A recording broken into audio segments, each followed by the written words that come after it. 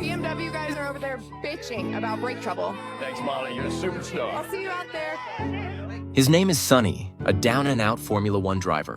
Whoever pays him, he'll compete for them. He dozed off briefly, and the team dropped to 7th place. Turn my back for 1 minute. The team manager only asked him to hold their current position. Sonny, watch that high-speed balance! High-speed balance! Sonny said nothing, just slowly walked to the car, closed his eyes in prayer, and quickly got into the zone.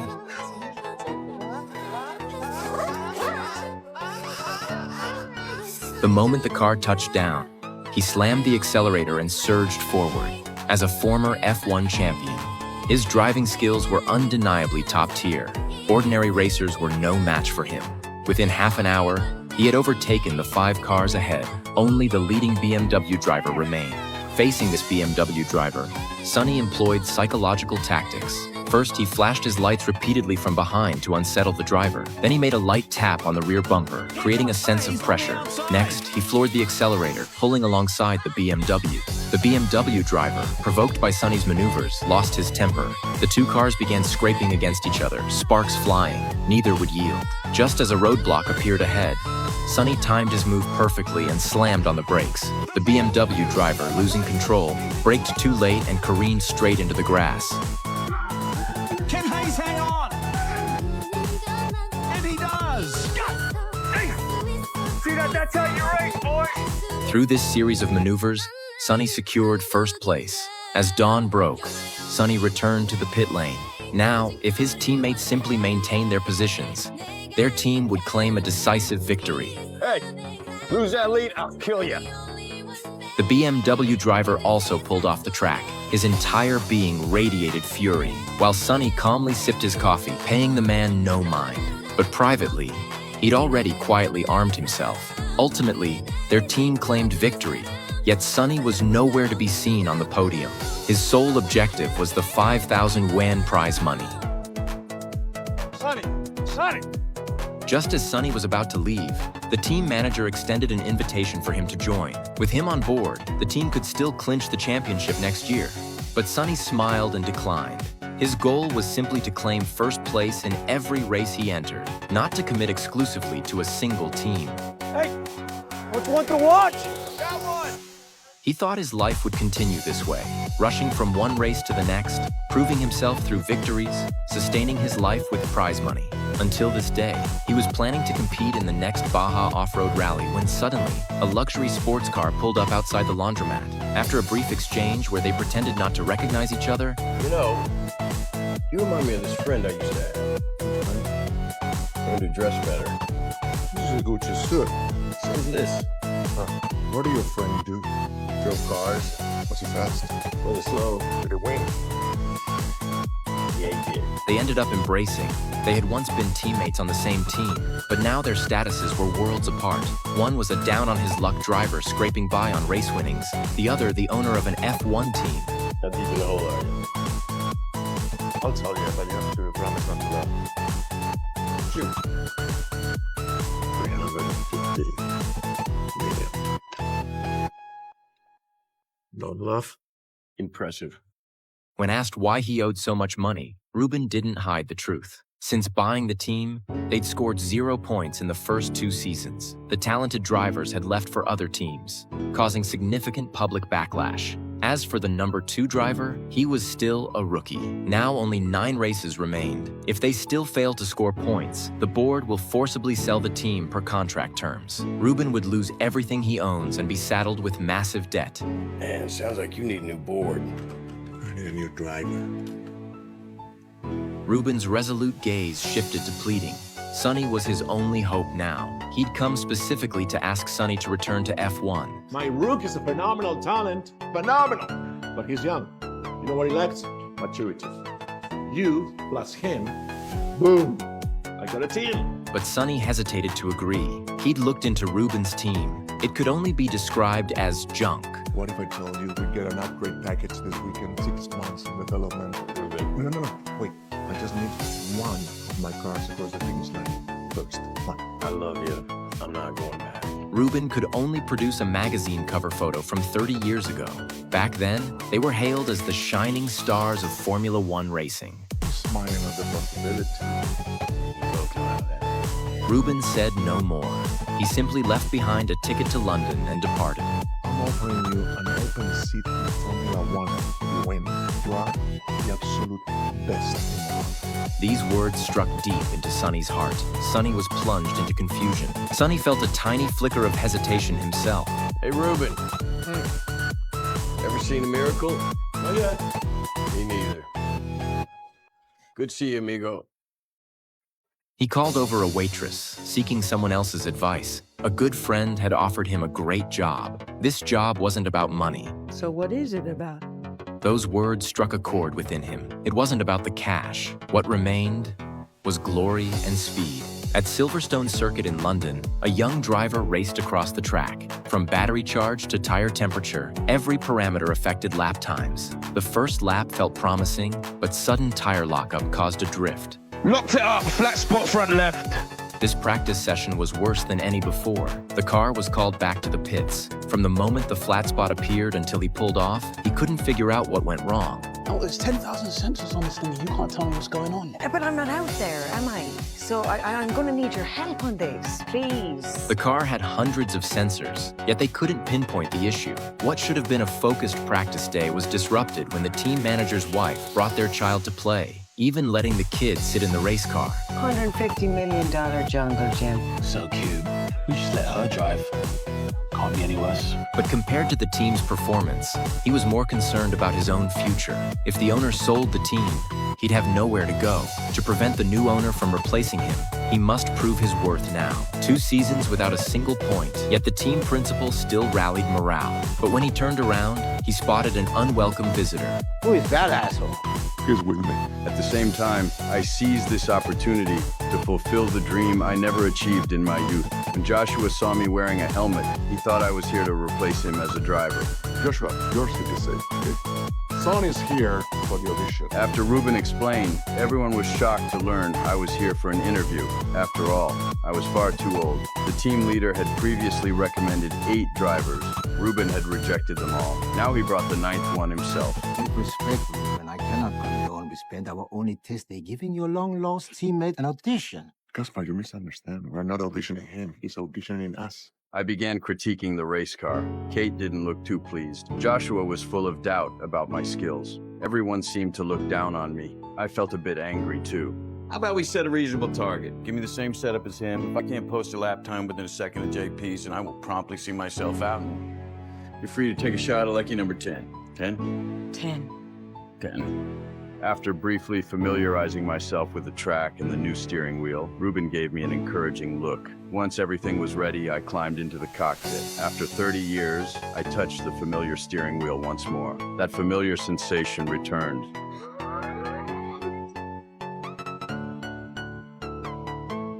Okay, let's see what you got. I floored the throttle out of the pit lane, immersing myself completely in the race. If he raced with Ruben, he raced with Schumacher. With Senna. After exiting the pit lane, I kept the throttle wide open. Through the next few corners, my speed kept climbing. The rest of the team had moved into the control room, comparing my pace to Joshua's. 20 quid says he stacks it. Make it 100 and you're on. Oh, shh.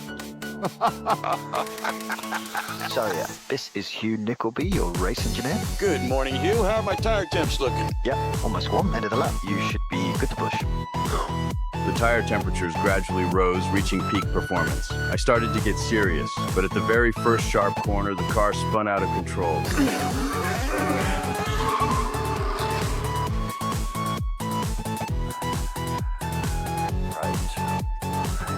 After years away from F1 driving, mistakes were inevitable. Going for a lap. My first stage time was 0.19 seconds slower than Joshua's. I didn't know how far behind I was, but I had to give it everything. This time, the sharp corner held without sliding. Yet my second stage lap time was even slower than the first. Everyone thought I was a fraud, but this was when I truly got serious. This was my last chance. Joshua lost time. If I wanted to overtake him, this was my only chance. Now.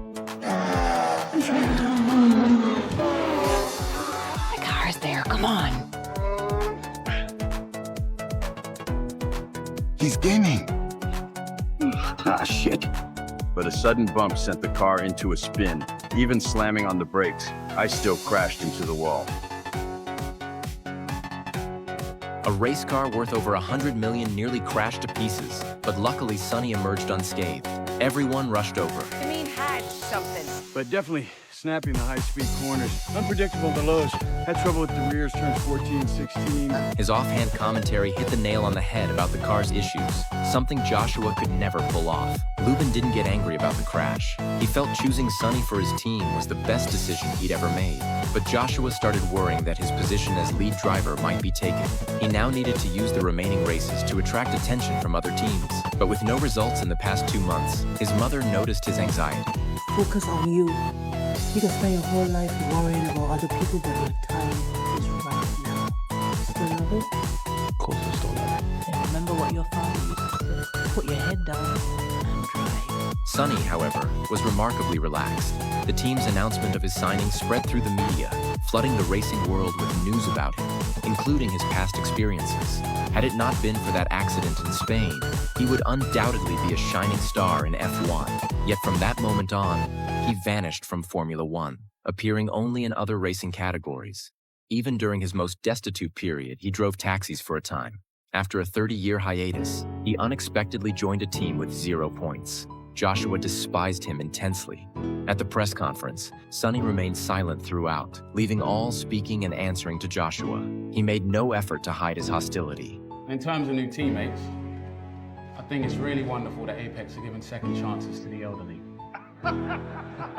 Everyone was laughing and joking, but the journalists went even further. Not only did they publicly dredge up Sonny's past failures, they even brought up his divorce and bankruptcy, his personal affairs, right there at the conference. Sonny responded with nothing but a smile. He knew full well these journalists were just trying to provoke him for a story. To deal with such shameless people, all he needed to do was win them over with a spectacular race. He lay awake all night. At dawn, he rose to train, keeping his body in peak condition while catching up on years of missed F1 regulations. He intended to use his performance to deliver a resounding slap to all his doubters. Autumn winds howled, yet his resolve to win was unshakable. When Joshua arrived at the track, Sonny was already drenched in sweat from running. What time was he at? Before me. The sound of Sonny's volleyball made it hard for Joshua to focus. His mother urged him to apologize for his earlier remarks, but he considered apologizing a sign of weakness. It's a sign of strength. Sign of weakness. Yeah, dears, just do it. I can't. You can. You will. Though reluctant, he still approached Sonny. Hey, man. Over there at the press conference, like I said, wasn't cool. So, basically what I'm trying to say is, I'm sorry. It's all right. You're just worried I'm quicker than you. Hi, I'm Sonny. Bernadette Pierce, nice to meet you.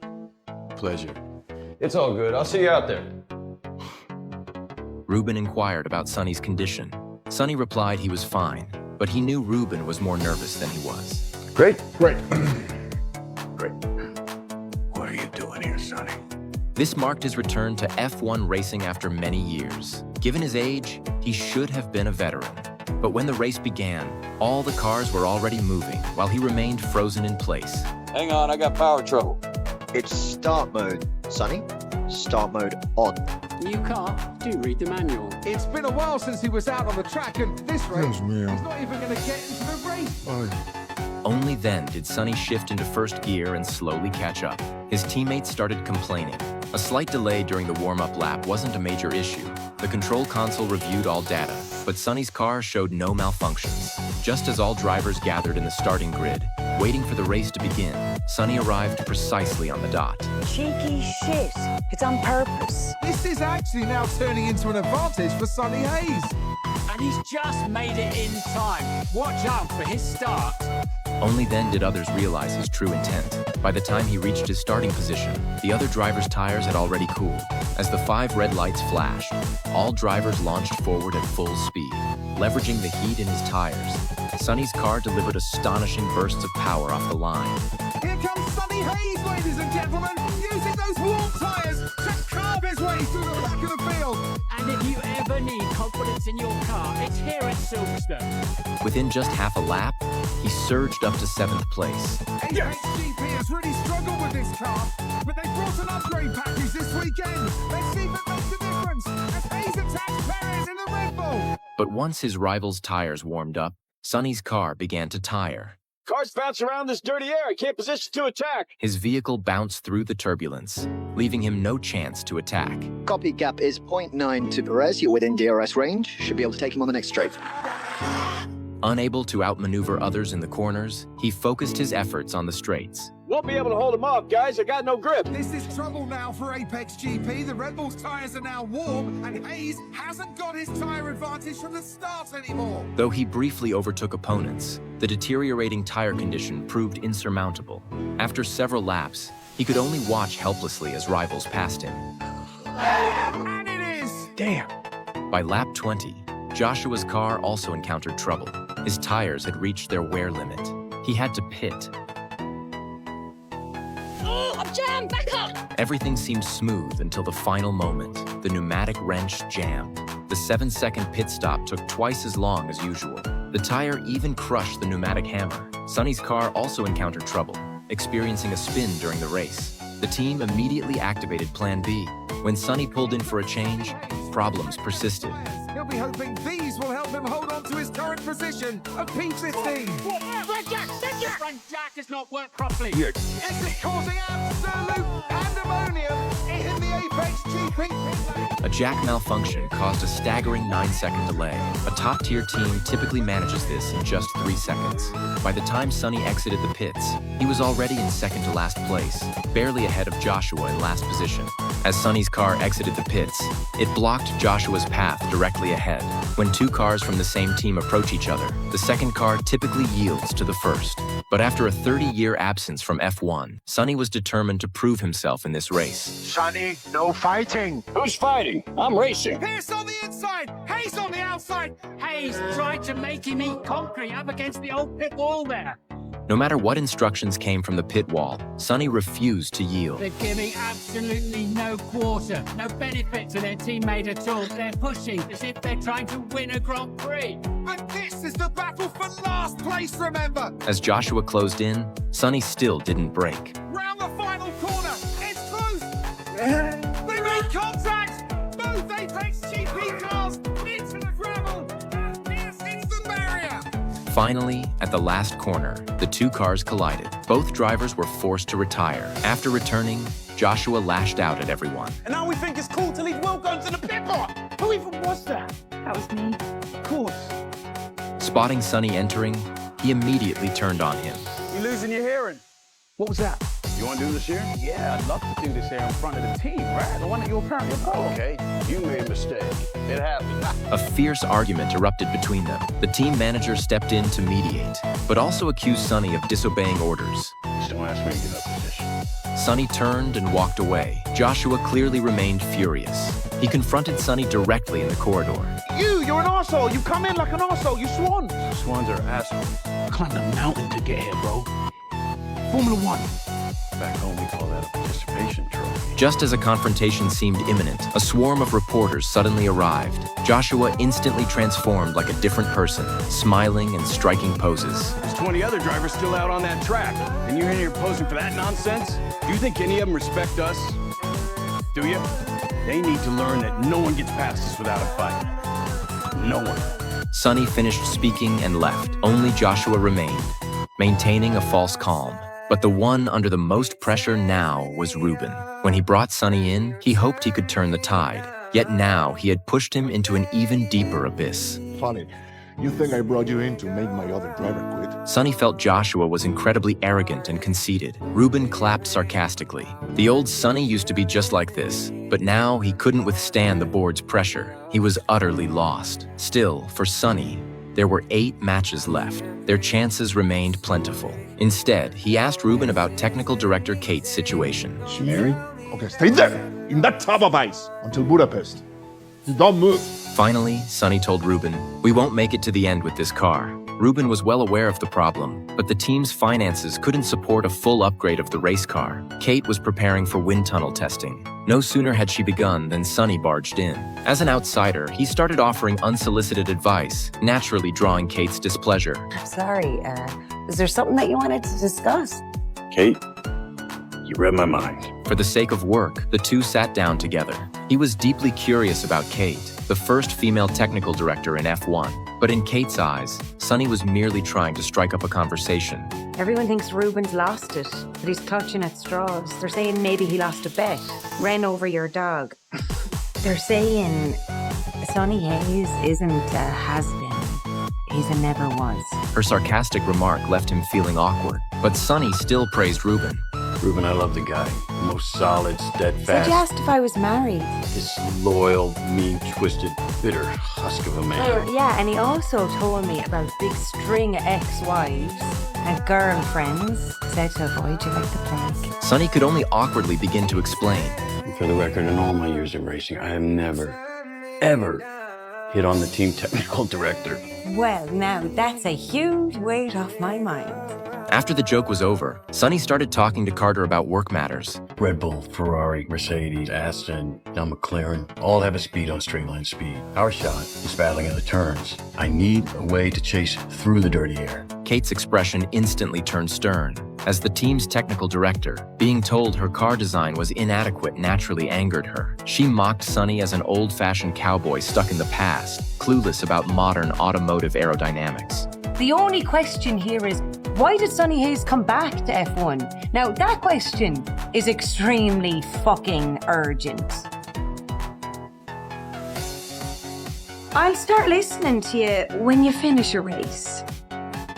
Sonny's words pierced Joshua's heart like a thorn, igniting his competitive spirit. Day after day, he trained relentlessly in the simulator room, honing his driving skills with the latest technology. Compared to Joshua, Sonny's training methods seemed traditional, building physical strength through running, sharpening reflexes with tennis, then poring over recent race footage late into the night. He meticulously noted opponents' driving techniques in his notebook. By nightfall, Joshua lay awake in bed. He opened the F1 website and began reviewing Sonny's past races. A rising star had crashed on the Spanish track. A frightening scene unfolded as quick as a flash.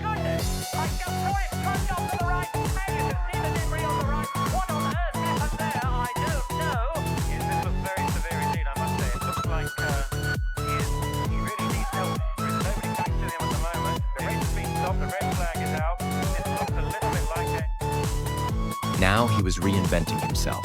For the first time, Joshua felt complex emotions. The Hungarian Grand Prix arrived. This time, he watched Sonny pray over his car before the race. Joshua felt less of his usual aggression, though the competitive fire still burned deep within him. At the strategy meeting, Kate presented two plans. The standard 70-lap race would see most teams opt for a one-stop strategy, a single pit stop. The second plan involved 2 pit stops, using fresh tires to close the gap. Joshua spoke up during the meeting, hoping Sonny would race cautiously, but Sonny had other ideas. Hope is not a strategy. Anything else, Professor? Drive fast. As the 5th light went out, Sonny's second F1 race officially began. By the first corner, 3 cars had already collided and spun off track. Sonny's luck seemed to run out. Flying debris punctured his tire. First goddamn turn. A ruined race. Shit. Ah, shit. Just 2 minutes into the race, he was forced into the pits for repairs. Let's go plan C. No, plan C is for soft tires. They won't last 10 laps in this heat. No. That's a negative, Sonny. Plan A? Plan A is called Plan A because it's when everything is going right. You see anything going right? He wanted to gamble on soft tires for a chance, but the control room flatly refused. Okay, let's go. Turn around. Hot tires. Sauce, goddammit.